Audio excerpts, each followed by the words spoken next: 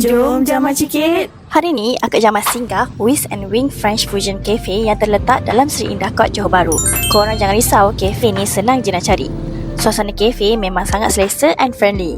So, kalau korang nak datang dengan family, kawan-kawan atau dating pun okey sangat. Hari ni, Akak Jamal try beberapa menu. First, pan-seared halibut fillet. Ikan dia lembut, flaky and tak hanyut. Dengan rasa yang ringan tapi cukup berperisa. Memang sedap kalau korang suka menu seafood yang tak terlalu heavy. Lepas tu, kalau datang sini, mestilah kena try beef Wellington ni. Bahagian luar dia ada pastry yang rangup and dalam pula ada beef yang juicy and lembut. Bila makan sekali dengan sos dia, memang rasa lebih rich and savory. Untuk minuman pula, Akak Jamal try hot cafe latte. Coffee dia smooth, creamy and tak terlalu pahit. Sesuai sangat untuk minum panas sambil lepak. Yang ni pula, Milky Mango.